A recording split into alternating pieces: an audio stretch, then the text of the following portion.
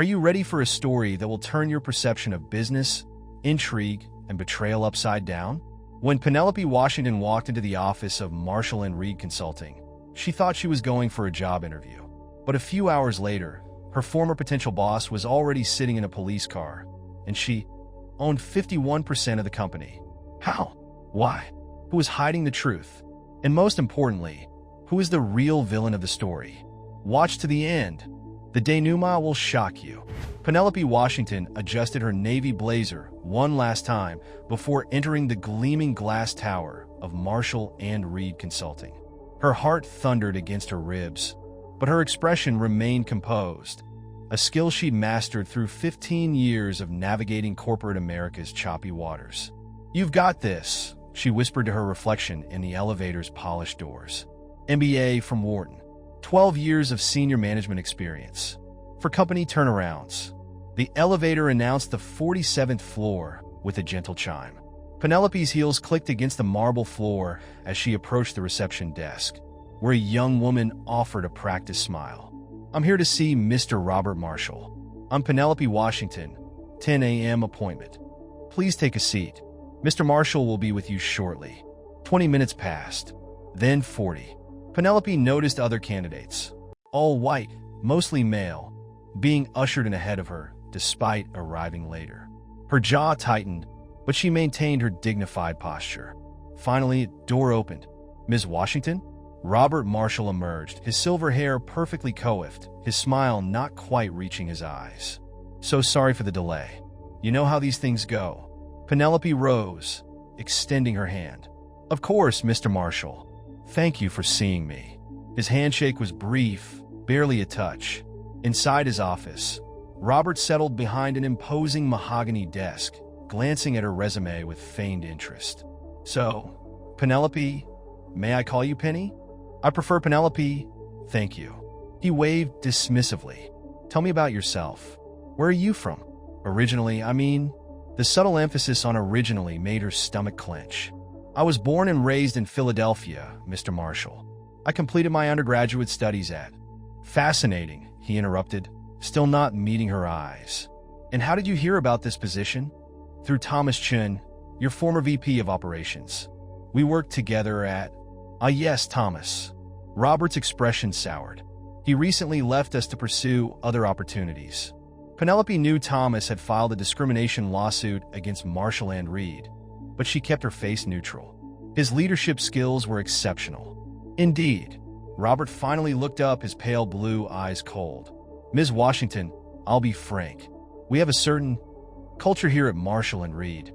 Our clients expect a particular image. You understand?"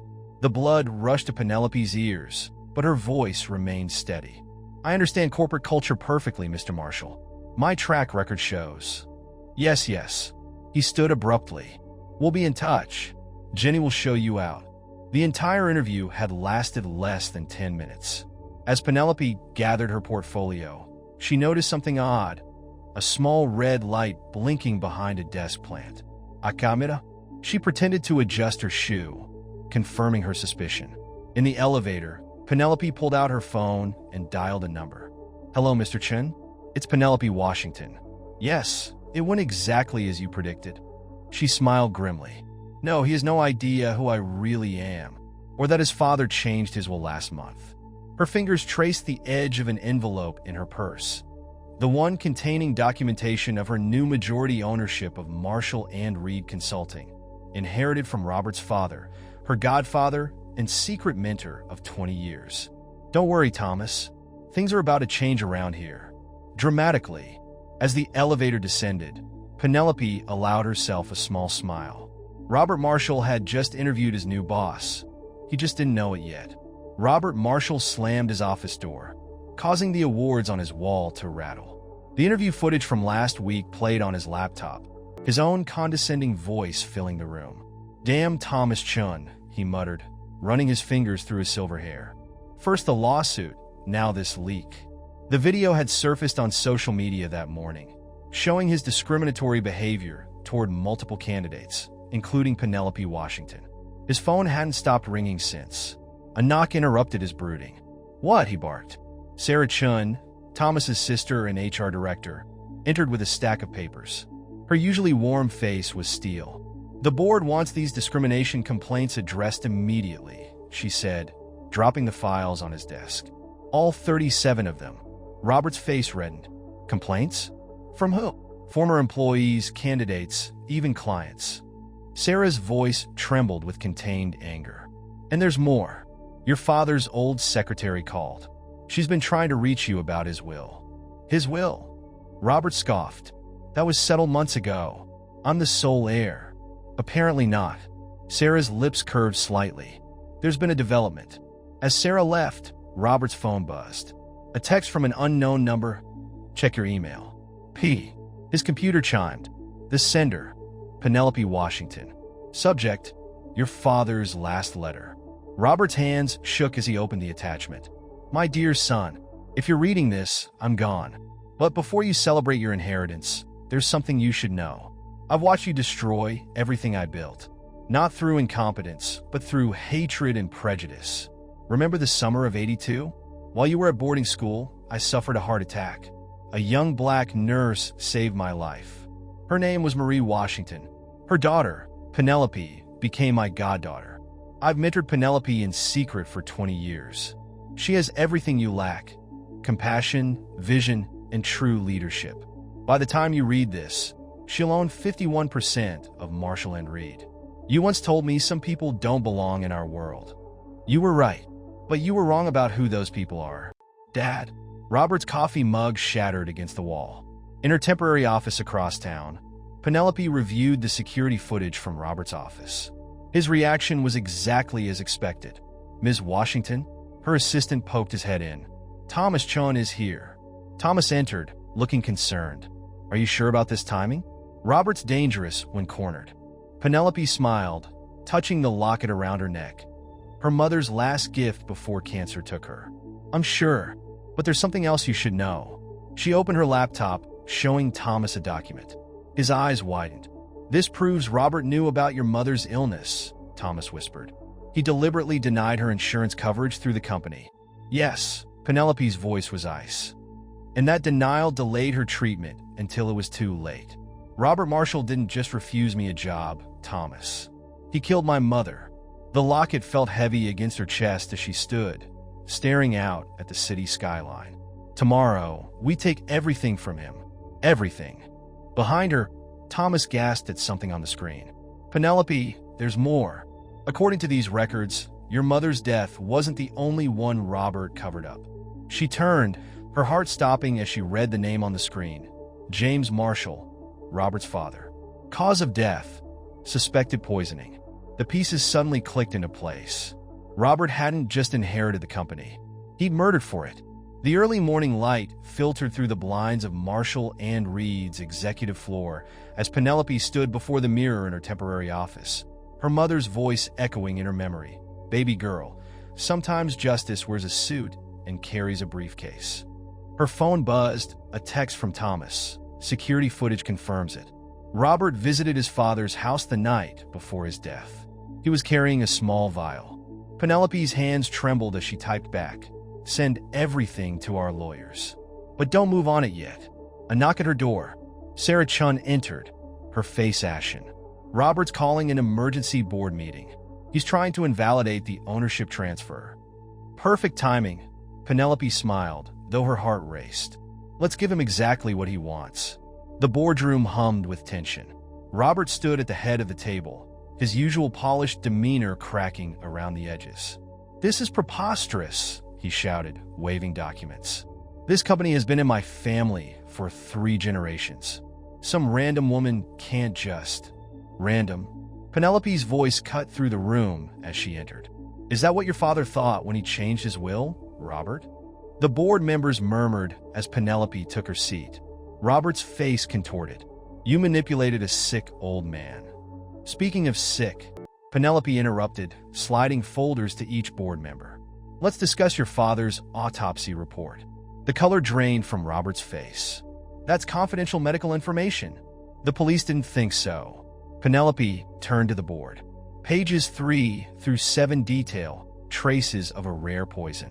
Pages 8 through 12 show Robert's credit card records purchasing the same substance. An elderly board member gasped. Robert slammed his fist on the table. "This is slander. I'll have you arrested for." "For what?" Penelope stood, her voice steady but her hands hidden to mask their shaking. "For exposing how you murdered your father after he changed his will? Or for revealing how you denied my mother's insurance claims, ensuring she couldn't get treatment in time?" "Your mother," Robert sneered, "that nurse who filled his head with." "Choose your next words carefully." Penelope's voice dropped to a dangerous whisper. "They might be your last as CEO." The boardroom door opened. 2 police officers entered, followed by Thomas Chin. "Mr. Marshall." One officer stepped forward. "We need you to come with us." Robert lunged for his briefcase, but Thomas was faster. Papers spilled across the floor, including a familiar vial. "Well," Penelope picked it up carefully. "What do we have here?" "That's not mine."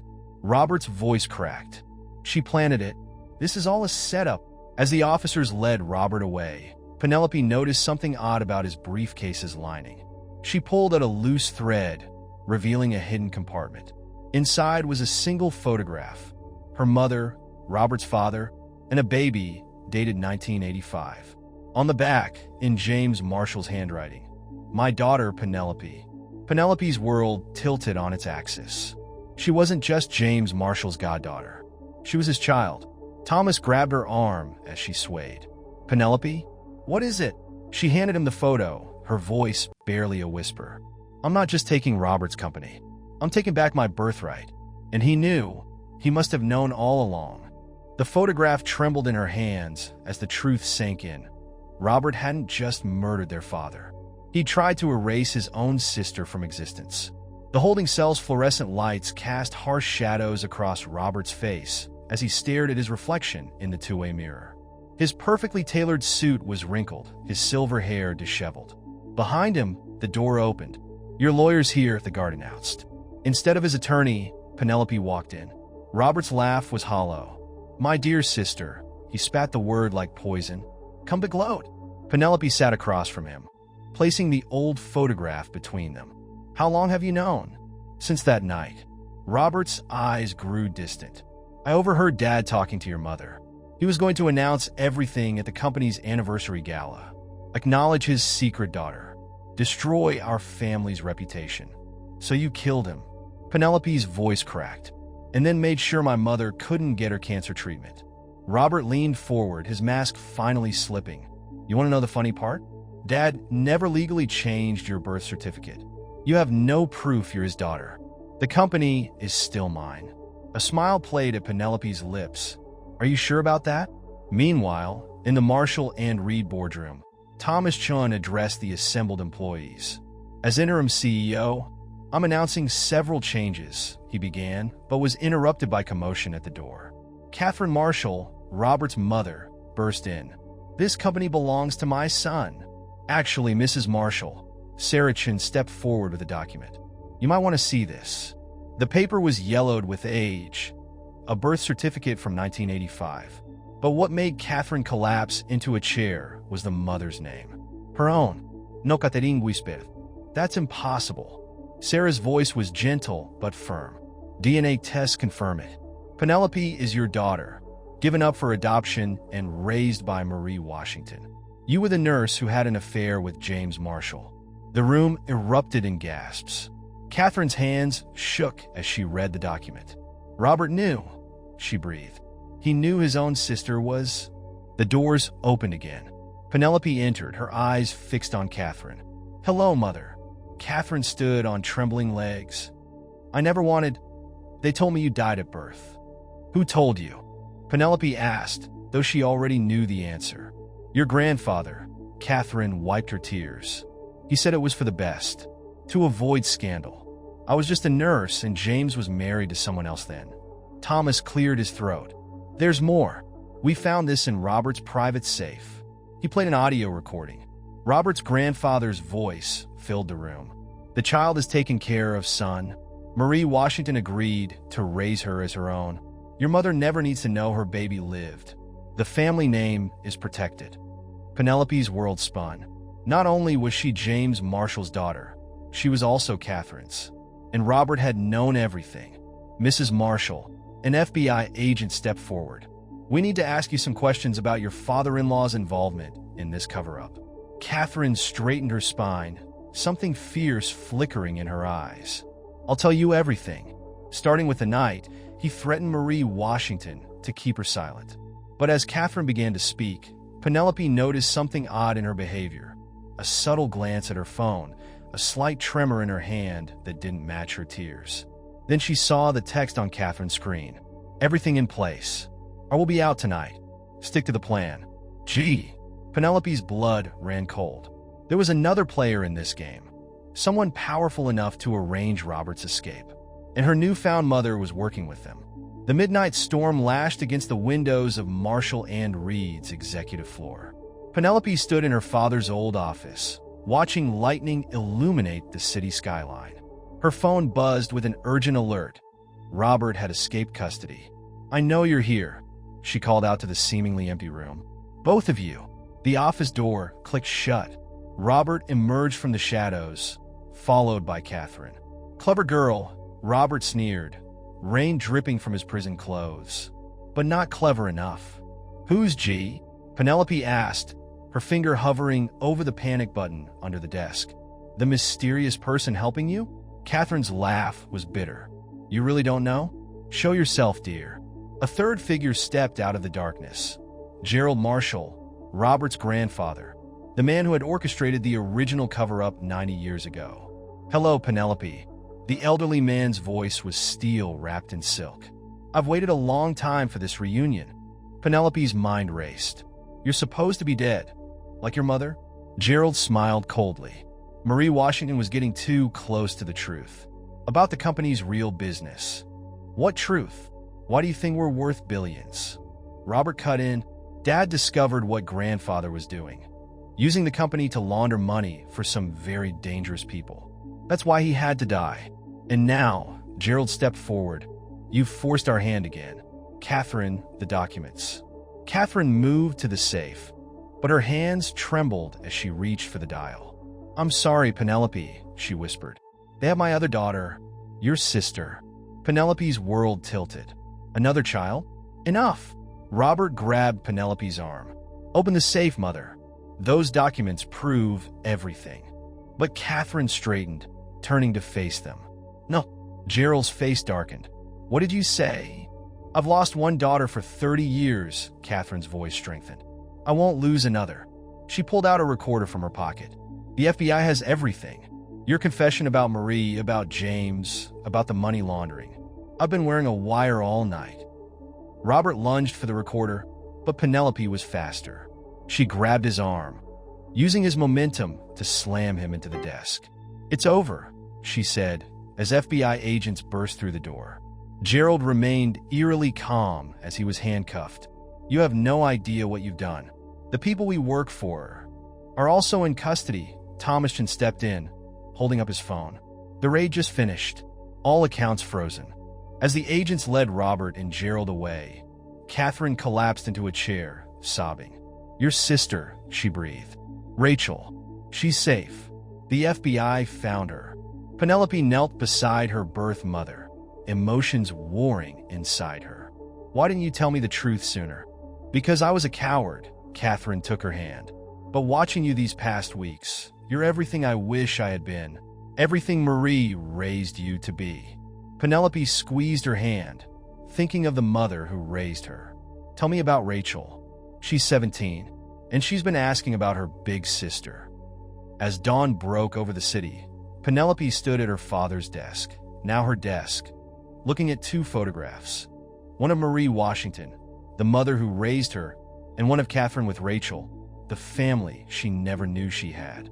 Her phone buzzed, an unknown number. The text contained only an address and 7 words. Your father is alive. Come alone. G.